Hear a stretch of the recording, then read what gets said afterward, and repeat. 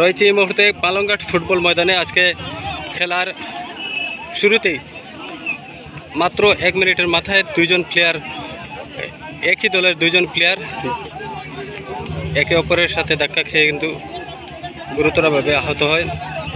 বর্তমানে 108 ডাকা হয়েছে এবং 108-এর মাধ্যমে তাদেরকে হাসপাতালে প্রেরণ করার ব্যবস্থা করা হচ্ছে।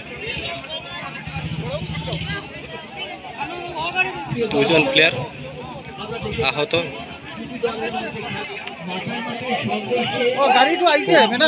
পুনিরমুখ দলের একজন খেলোয়াড়, দুজন খেলোয়াড়ই পুনিরমুখ দলের।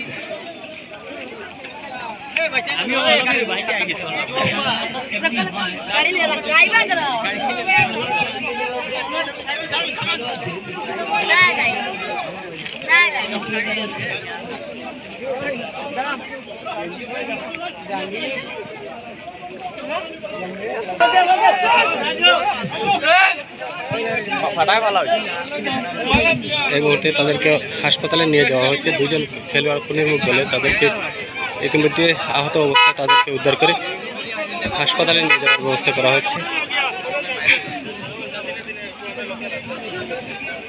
একে অন্যের সাথে ধাক্কা লাগে এবং ধাক্কা লেগে তারা গুরুতরভাবে আহত হয় এবং রক্ত ঝরতে থাকে। তাদেরকে ইতিমধ্যে রেফার্স এবং এখানে আয়োজক কমিটির সদস্যরা তাদেরকে উদ্ধার করেন এবং তাদের সঙ্গী সাথীরা তাদেরকে উদ্ধার করে হাসপাতালে নিয়ে যাওয়ার ব্যবস্থা করছেন। এই মুহূর্তে পালংঘাট ফুটবল ময়দানে আজকে অঘটন।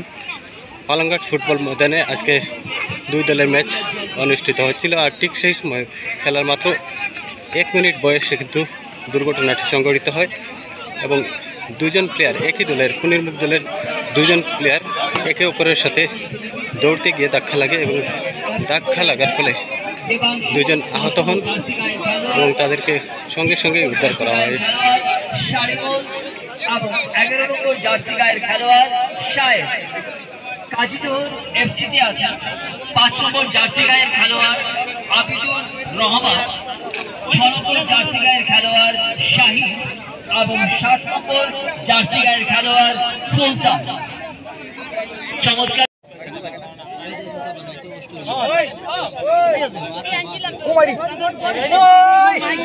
ছাড়িয়ে না গেলে তো গোলও দিল বা।